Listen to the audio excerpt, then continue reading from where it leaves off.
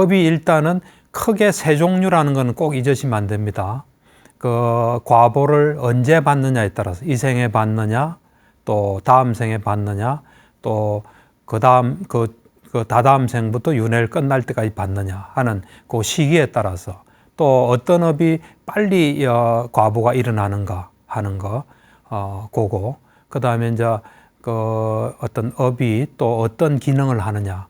요 하여튼 세 종류 또 세 종류의 4개씩해서 12범주의 업이 있다는 것은 여러분들이 꼭 기억을 하셔야 될 것 같습니다.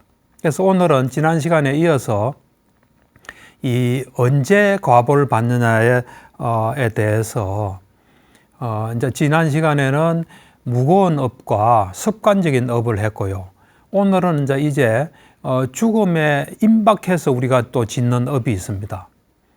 그러니까 이 부처님께서도 경에서 이런 말씀하세요. 다음 생을 결정하는 것은 3가지다.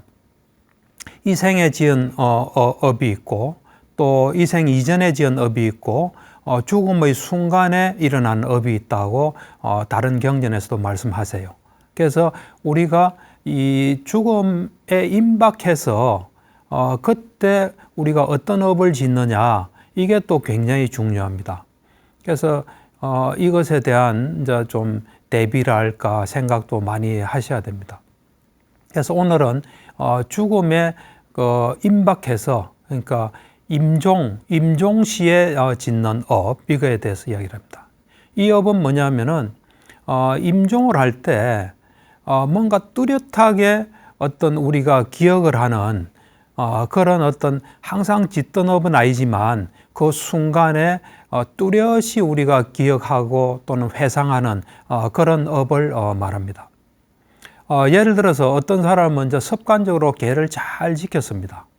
그런데 죽음에 임박해서 그러니까 평소에 짓지 않은 어떤 해로운 행위를 딱 기억을 하는 경우입니다.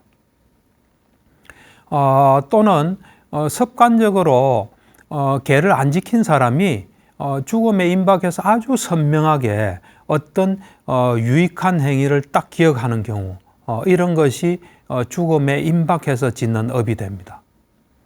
그러니까 보통 우리가 이래 보면 이제 사마타 위파사나 이런 수행을 해보면은 임종시에 이 마음은 항상 표상이 있습니다.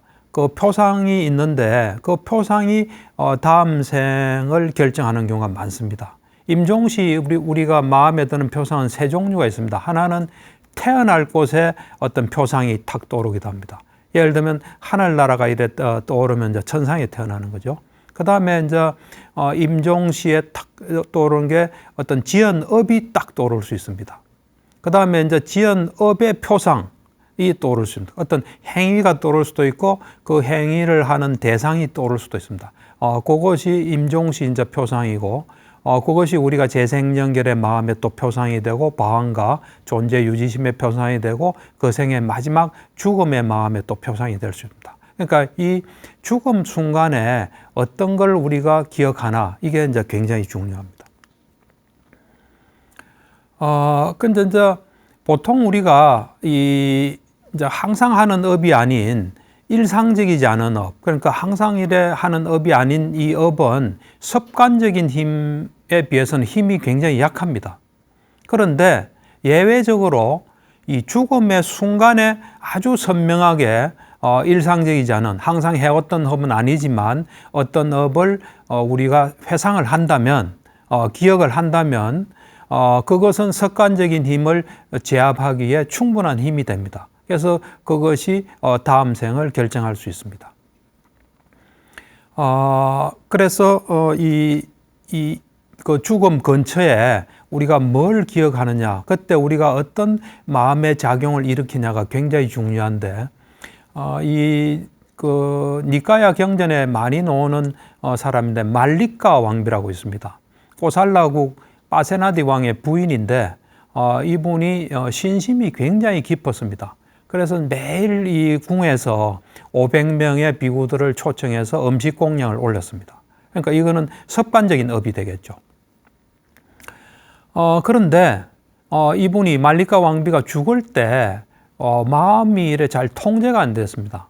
그래서 어떤 그 평소에 하지 않았지만 그 일상적이지 않은 해로운 업을 아주 선명하게 기억을 하였습니다. 그래서 그 업 때문에 지옥에 떨어졌습니다. 그러니까 참 끔찍한 일이죠. 그래서 사실 바세나다 왕은 그런 걸 믿을 수가 없죠. 그렇게 보시를 정말 열성적으로 잘한 분이 지옥에 갔다는 있을 수가 없는 거죠. 그렇지만은 그 이제 죽음 직전에 일상적이지 않은 그 해로운 업은 그렇게 심각한 게 아닙니다. 지옥에 떨어질 정도의 그런 업이긴 했지만 심각하게 아니기 때문에 이 말리카 왕비는 지옥에서 일주일만 있다가 다시 말리카 왕비가 지은 그 습관적인 업의 힘에 의해서 그 힘이 다 사라지고 다시 천신으로 다시 태어났습니다. 그래서 우리가 이런 죽음에 임박해서 그 해로운 행위를 생각하는 건 아주 위험합니다. 그래서 우리가 이래 이제 죽음을 앞둔 사람, 이런 사람을 우리가 이 불교를 믿는 사람은 그 사람한테서 그분이 지은 훌륭한 행위를 상기시키거나 또 죽음의 순간에 하여튼 좋은 생각을 할 수 있도록 해야 됩니다.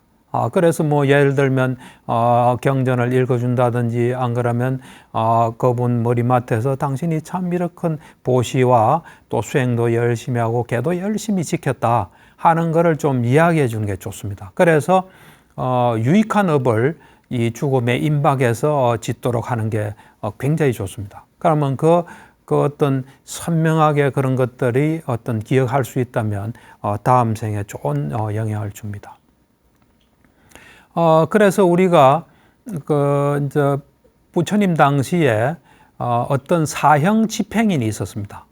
왕의 사형 집행인. 그러니까 사형 집행인이긴 하지만 그 중요한 자리에서 이제 그런 사형 집행을 한 사람이 있었는데, 이 사람은 이제 거의 한 55년간을 이 범죄인들을 처형을 했습니다. 아마도 뭐 범죄인들의 목을 치는 거니까 뭐 좋은 업은 아니겠죠. 어떤 마음을 하든 간에. 근데 이제 나이가 드니까 이 죄수의 목을 탁 치는데 한 번에 칠 수가 없는 걸 보고 이제 내가 이제 일을 그만둘 때다. 이제 그래 생각을 한 겁니다. 생각을 하고 그 일을 이제 그만둔 바로 그날 이제 사리불 존자에게 공양을 올렸습니다. 이제 공양을 올리고 또 사리불존자는 그 공양을 받고 그 사람의 이제 건기에 맞게 설법을 했습니다. 보통은 이제 이 설법하는 순서가 보면 부처님도 그렇지만 제일 처음에 이제 보시의 공덕, 보시가 얼마나 중요한가 이걸 이제 설법을 합니다. 그 다음에 이제 그러고 난 뒤에 계를 지키는 게 중요하고, 뭐 계라는 건 꼭 스님만 지키는 건 아니거든요. 세속인도 다 지킬 수 있는 계가 있기 때문에 계를 지키고, 그렇게 보시와 계를 지키면 천상에 태어난다 하는 그런 또 이제 법문을 주고, 감각적 쾌락이 어떻게 번뇌인지 또 도덕적이지 않고 위험한지 이제 이런 걸 또 이야기를 하고, 그 다음에 그런 감각적인 쾌락을 떠난 출리, 세속적인 걸 떠난 출리의 삶의 이익을 이제 차례차례 이제 법문을 한 겁니다. 그러고 난 뒤에 그 사형 집행인의 마음이 좀 고요하고 준비가 되고 이제 믿음이 있다는 걸 사리불이 보고, 그 다음에 이제 사성제를 가르쳤습니다. 근데 이 이제 사형 집행인 이 사람이 과거 생에 지은 공덕하고 지혜가 아주 뭐 많았던 것 같습니다. 그러니까 그렇게 그 이제 이야기를 듣고 그 윗바사나 지혜 중에 이 이제 성인의 도가로 바로 가기 전 단계가 쌍카라, 행에 대한 평온의 지혜라는 게 있습니다. 이거를 큰 수행 없이 그냥 얻은 것 같습니다. 과거에 어떤 수행했던 거, 지혜가 있기 때문에 사리불같이 대단한 사람의 이 설명을 쭉 들으면서 이 쌍카라, 행에 대한 평온의 지혜를 얻었습니다. 보통 이 행에 대한 평온의 지혜, 여기를 이제 지나면 도가를 얻게 되는데, 어떤 분들은 나는 보살의 길을 가겠다 이러면은 이 쌍카라, 행에 대한 평온의 지혜에서 딱 멈춥니다. 멈추고 그다음 보살행을 닦습니다. 거기서 좀 더 나아가면 이제 예루자가 되고 그러면 이제 윤회를 뭐 예루자 같으면 최대 7생 내에 끝내는 거죠. 그래서 이 쌍카라에 대한 평온의 지혜는 윗바사나 지혜로서는 하여튼 굉장히 높은 단계입니다. 그거를 이 사람이 사리불 법문을 들으면서 이제 그걸 얻게 된 거죠. 그리고 이제 사리불 존자가 이제 떠나니까 배웅을 하고 집에 돌아오는 길에 그 뭐 경전에 의하면 소의 탈을 쓴 악마의 뿔에 받쳐서 죽었습니다. 근데 이제 그 죽는 순간에 이 사리불 존자에게 올린 그 공양 올린 거, 또 법 들었던 거, 이것이 아주 선명하게 그 기억을 했습니다. 그래서 이게 이제 그 업이 돼 가지고 업이 돼서 다음 생에 도솔천에 태어나게 됐습니다. 근데 사실은 우리가 이 죽음의 순간에 자기의 마음을 통제하는 것은 굉장히 어렵습니다. 그래서 그걸 뭐 자기 마음대로 할 수 있는 건 아닙니다. 물론 그때 이제 의도가 작용은 하지만은, 그래서 이런 이유 때문에 부처님께서는 이제 제자들과 중생들에게 업의 작용에 대해서 가르쳤습니다. 그러니까 우리가 이제 죽을 때 어떤 일으키는 업이 중요하다. 그걸 아는 것하고 모르는 건 차이가 많거든요.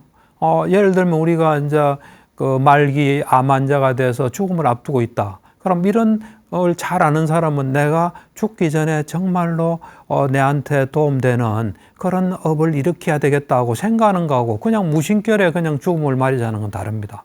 그래서 하여튼 부처님께서는 업의 작용에 대해서 가르쳤고 또 3가지 공덕의 토대, 이거는 이제 보시, 지계, 수행입니다. 이걸 이제 항상 닦으라고 한 겁니다. 그런데 이제 이런 그 가르침을 받고도 이제 공덕을 쌓는데, 공덕은 수승한 공덕과 저열한 공덕이 있습니다. 근데 이제 저열한 공덕을 또 짓거나 수행을 하는데 이제 잘못된 견해를 가지고 한다면 크게 이제 도움은 되지 않습니다. 그러니까 우리가 평소에 노력을 많이 하고 이게 죽음에 임박한 업도 큰 영향을 준다는 걸 알고 있으면은 아마도 그때 이제 좋은 유익한 걸 또 올릴 수가 있습니다. 이제 그 다음은 이제 그 업의 이제 종류 중에 이제 어떤 게 빨리 받느냐 하는 것이 이제 맨 마지막 겁니다. 그러니까 빨리 받는 순서는 무거운 업. 그 다음으로는 이제 습관적으로 지은 업이나 죽음에 앞두고 이제 떠오른 업. 이제 요것이 이제 요 3개가 중요하고, 그 다음 이제 그게 없다면 우리가 언젠가 살면서 많은 업을 지을 거 아닙니까? 그 이미 지은 업. 이제 이것이 또 다음 생을 결정하게 됩니다. 그래서 우리가 보면 이 생이나 전생이나 뭐 무한한 어떤 과거생에서 업을 지을 수 있습니다. 그래서 앞에 말한 3가지가 아닌 업을 이제 우리가 이미 이제 지은 업이라는데, 그 지은 업은 이제 뭐 크게 보면은 10가지 악업이나 10가지 선업입니다, 사실은. 그러니까 우리가 항상 여러분들이 외워야 될 게 10가지 악업이 뭔지, 10가지 선업이 뭔지, 그래서 10가지 선업을 짓는 쪽으로 가야 됩니다. 악업을 지으면 안 됩니다. 그래서 이제 10가지 악업은 뭐냐면, 이 몸으로 짓는 3가지 악업이 있습니다. 그거는 잘 아시겠지만, 이제 뭐 생명체를 죽인다든지, 그 다음에 이제 남의 걸 훔친다든지, 내 거 아닌 걸 손댄다든지, 훔친다든지, 또 잘못된 성행위 하는, 요게 이제 몸으로 짓는 3가지 악업입니다. 그 다음 이제 말로 짓는 4가지 악업은 뭐냐면, 거짓말 한다든지, 사실 아닌 걸 말하는 거짓말, 또 누군가를 막 이간질시키기 위해서 그런 의도를 가지고 하는 거라든지, 거친 욕설을 한다든지, 또 뭐 안 해도 될 말, 실없는, 시간 때우는 그런 실없는 말, 요것도 요 4가지 짓는, 그 말로 짓는 악업에 듭니다. 그 다음 이제 마음으로 짓는 3가지 악업은 뭐냐면, 탐욕이나 악의, 화나, 그 다음에 잘못된 사견을 가지는 거. 요것이 이제 마음으로 짓는 3가지 악업입니다. 요 10불선업은 잘 기억을 하셔야 됩니다. 그 다음에 이제 10가지 그 선업은 뭐냐면, 아까 말한 것이 반대입니다. 몸으로 짓는 3가지 선업은 뭐냐면, 이제 살아있는 건 죽이지 않습니다. 또 내 거 아닌 건 손 안 대고 훔치지 않고, 내 거 아닌 걸 손대지 않는 걸 조금 재물에만 국한시지 않고 정신적인까지 확장한다면, 누가 노력해서 성공했습니다. 그럼 그 사람 겁니다. 그걸 내가 손대지 않는 겁니다. 또 나아가서는 칭찬하고 또 거기서 배우려 하고 이런 거겠죠. 하여튼 훔치지 않는 거, 또 잘못된 성행위 하지 않는 거. 그 다음에 이제 말로 짓는 네 가지 선업은 뭐냐면 거짓말 안 하고 이간질 안 시키고 욕 같은 거 하지 않고 실없는 말 안 하는 거, 이게. 근데 우리는 요즘 와서는 뭐 이래 유머다 재밌는 거 이런 걸 굉장히 중시하기 때문에 이제 실없는 말을 좀 많이 할 수도 있다 이런 생각이 듭니다. 그래 되면 이제 세상 살기에는 재미없는 사람이 될 수도 있습니다. 그다음 이제 마음으로 짓는 세 가지 선업은 뭐냐면 탐욕, 욕심내지 않고 이제 악의를 가지지 않고 선의를 가지고, 그다음에 이제 정견 가지는 겁니다. 업에 대해서 업이 있다는 거, 또 죽으면 다시 태어난다는 거, 이런 거, 정견, 부처님 가르침에 따라 생각하는 거죠. 요게 이제 그 마음으로 짓는 세 가지 선업입니다. 이제 이 과보가 이제 언제 이래 과보를 받냐, 그 이제 빠르고 늦고에 대한 이야기를 했고요. 이제 마지막으로 과보의 기능에 대해서, 실제로 과보가 어떤 기능을 하는지, 어떤 역할을 하는지, 그거를 이제 보는 겁니다. 여기 또 이제 네 가지가 있는데, 첫 번째는 뭘 만들어내는 겁니다. 만들어낸다는 것은 우리 존재가 정신과 물질로 이루어지기 때문에 정신과 물질을 만들어내는 겁니다, 이게. 과보가 있으면은 존재를 이루는 정신 물질을 만들어내는 겁니다. 그래서 만들어내는 업이 있습니다.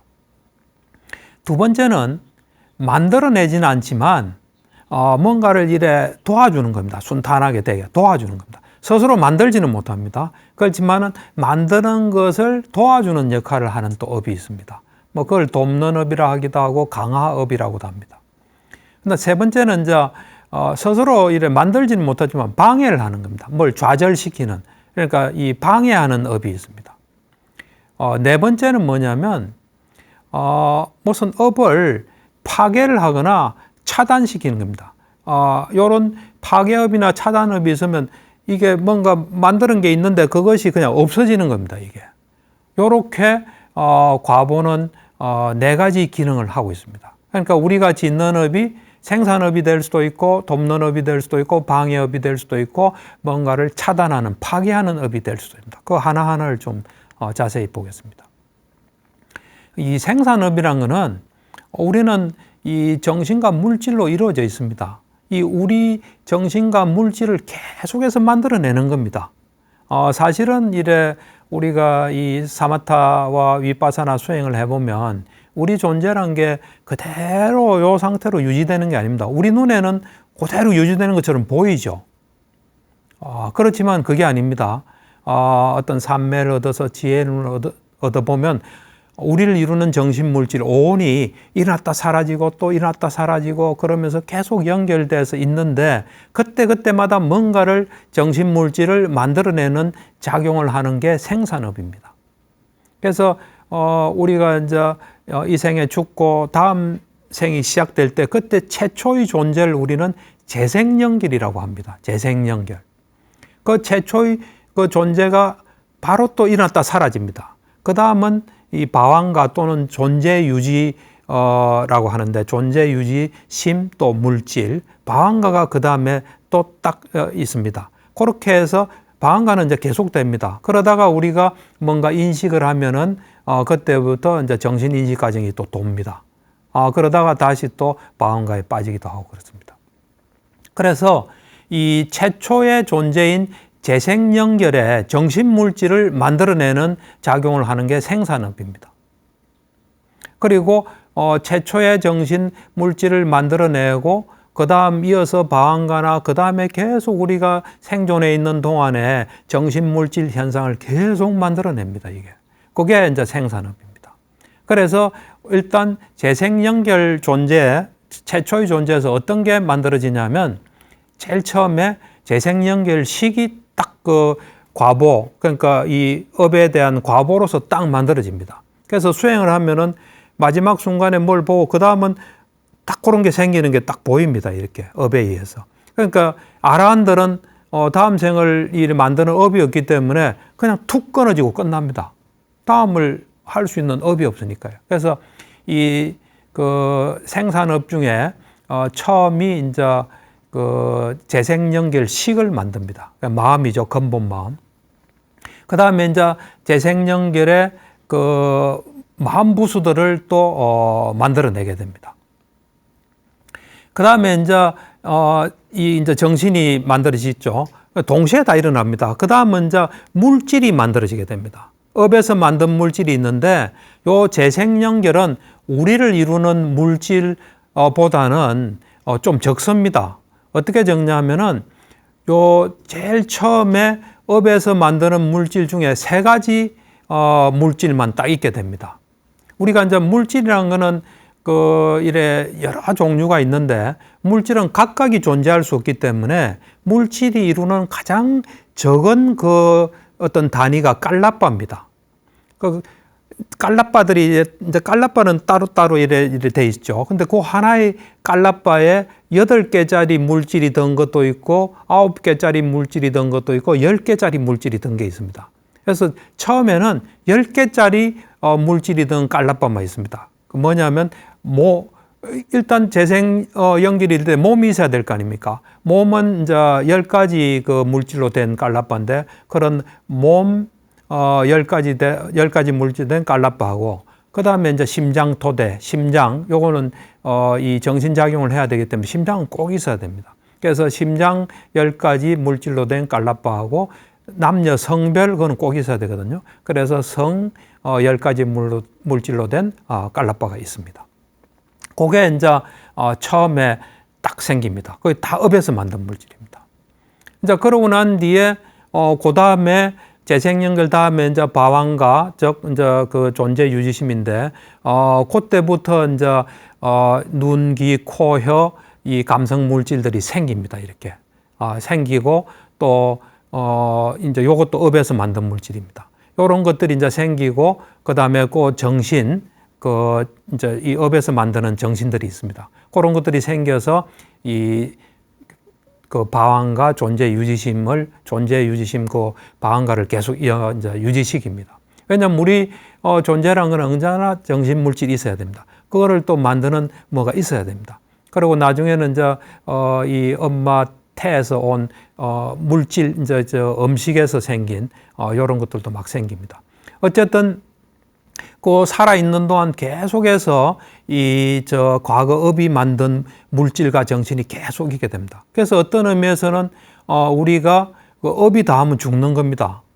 그러니까 예를 들면은 우리가 물질이 있는데 물질 중에 업에서 만드는 물질이 있습니다. 지금 이 순간에도 업에서 만든 물질들이 업에서 만드는 거는 뭐냐면 눈, 귀, 코, 혀, 몸에 보는 이제 감각하는 그걸 우리가 감성 물질이라고 합니다. 그 감성 물질하고 심장 토대, 그다음에 생명 기능, 남성 여성 물질은 계속 업에서 만듭니다.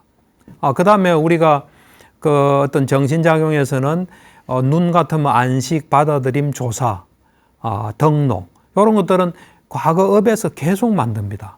그래서 업이 다하게 되면 이 생이 유지될 수 있는 업이 다하게 되면은 생명 현상이 있을 수가 없게 됩니다. 그래서 하여튼 그런 것들을 계속 만드는 역할을 생산업에서 하게 됩니다. 그래서 이제 예를 좀 들면 어떤 이제 코끼리가 있었는데 그 코끼리가 굉장히 편안하고 안락하게 아쉬운 거 없이 잘 살았습니다. 물론 코끼리라는 축생으로 태어나긴 했지만 되게 편안하게 잘 살았습니다. 그래서 이제 가만히 왜 어떻게 그래 이 코끼리가 편안한 삶을 사나 이래 봤더니만 이 코끼리 전생에 어떤 사람이 있었는데 이 사람이 십불선업을 이제 짓는 삶을 했습니다. 그러니까 뭐 생명체도 죽이고 훔치고 잘못된 성행위하고 4가지 구업, 뭐 3가지 악업도 다 지었는데 이 사람이 유익한 것도 했습니다. 어떤 유익한 걸 했냐면 수행자나 바라문들에게 필요한 거 계속 공양을 했습니다. 그러니까 나쁜 어떤 업도 지었지만 이런 유익한 업도 이제 지었습니다. 그래서 이제 그런 삶을 살다가 이제 죽었습니다. 죽을 때 그 어떤 나쁜 10가지 불선업으로는 코끼리로 태어났습니다. 그렇지만은 이 사람이 또 공양을 하고 이런 것은 또 이제 코끼리의 삶에 있어서 풍부하게 음식도 풍부하고 뭐 마실 것도 풍부하고 여러 가지 좀 치장하는 그런 또 삶은 살게 된 겁니다. 그러니까 10가지 불선법으로는 코끼리라는 생산업을 했지만은 선업으로는 또 이걸 잘 할 수 있는 그런 생산업이 된 겁니다. 그래서 보면 뭐 한 번 더 반복하면 해로운업은 생산업으로 작용해서 코끼리로 태어나게 했습니다. 그렇지만 유익한 업은 코끼리의 삶을 살면서 건강하고 행복한 삶을 사는데 도움이 되는 또 생산업으로 작용을 했습니다. 그러니까 업은 각자 다 따로따로라 생각하시면 됩니다. 좋은 건 좋은 거대로, 나쁜 건 나쁜 거대로. 그 다음에 이제 사람의 예인데, 어떤 사람이 이제 이 생에, 현생에 뭐 살생도 하고 훔치고 무기도 막 팔았는데 그걸로서 돈을 많이 벌었습니다. 뭐 요즘도 그런 사람이 있을 겁니다. 나쁜 일을 했지만 큰 부자가 된 거죠. 근데 그 사람의 과거생을 잘 보니까 이제 뭐 천안통 이런 거로 봤겠죠. 숙명통이나 이를 보니까 이 과거생에 이 살생하고 훔치고 무기를 팔아서 돈을 벌었습니다. 뭐 이 생하고 좀 비슷한 것 같습니다. 그런데 그렇게 벌은 돈으로 수행자나 이런 바라문에게 보시를 하면서 자기가 되는 사업이 좀 잘 되게 해달라 이렇게 이제 빌었습니다. 그래서 이런 이제 나쁜 업도 했지만 좋은 업도 했는데 그런 유익한 업 가운데 하나가 인간으로 태어나게 하는 생산업으로 작용한 겁니다. 그런데 이 사람이 한 그 보시의 업들 중에 그러니까 좋은 업이죠, 유익한 업이죠.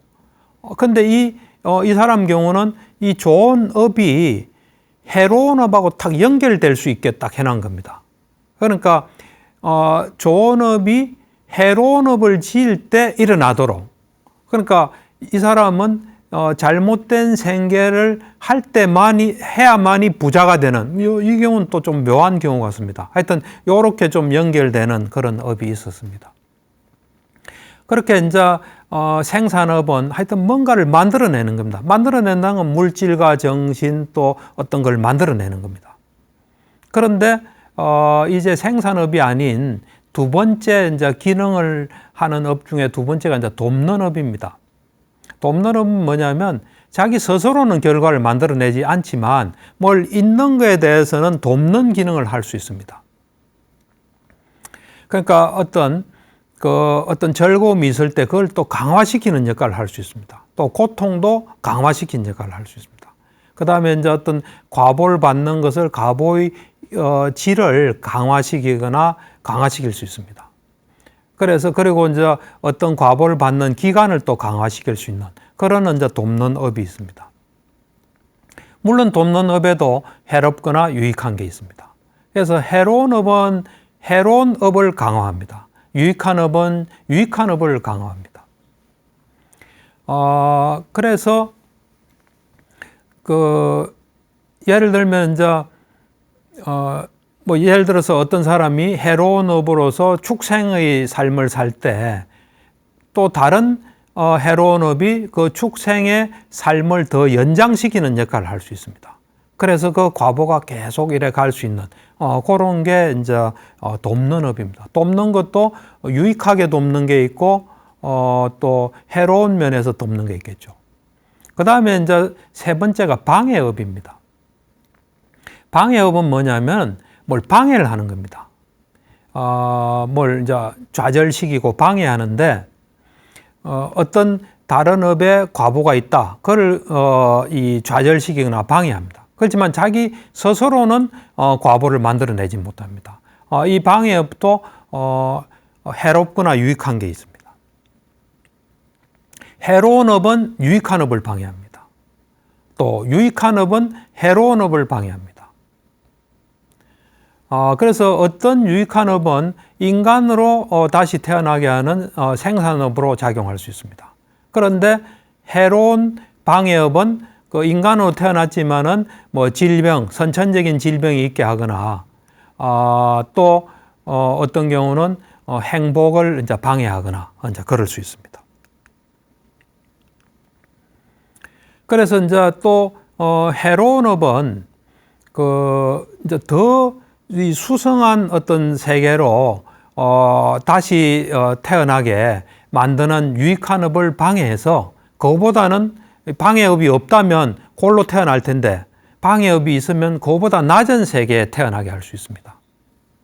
또 어떤 사람이 지옥에 태어나는데 유익한 업이 있으면 큰 지옥 같은데, 지옥도 뭐 여러 종류가 있거든요. 큰 지옥 같은데 하나에 태어나게 만드는 그런 해로운 업을 방해해가지고 작은 지옥에 태어나거나 또는 뭐 아기 이런 데 또 태어나게 방해하는 게 있습니다.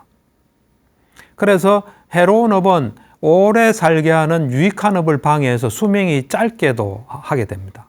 그러니까 이게 방해업이 이제 작용하게 되면 이게 이제 나빠지는 겁니다. 그리고 이제 또 해로운 업이 있으면 아름다운 업을 만드는 유익한 업을 방해해서 이제 추하거나 또 평범한 외모로 태어나기도 합니다. 또 해로운 업이 이 상류층에 태어나게 하는 유익한 업을 방해해서 하류계층의 서민으로 또 태어나게 하기도 합니다. 태어나는 걸 이제 좀 방해하는 거죠. 그래서 예를 들면 이제 빈비사라 왕, 이제 마가다국의 왕이었죠. 빈비사라 왕.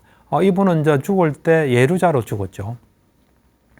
그래서 이제 이 빈비사라 왕도 훌륭한 왕이었지만 뭐 해로운 업도 많을 거 아닙니까? 우리가 업을 잘 알면 해로운 업도 안 지을 수가 없습니다. 정말 조심하지 않으면 해로운 업을 많이 지을 수 있습니다. 어쨌든 빈비사라 왕 같이 훌륭한 왕도 해로운 업이 있었겠죠.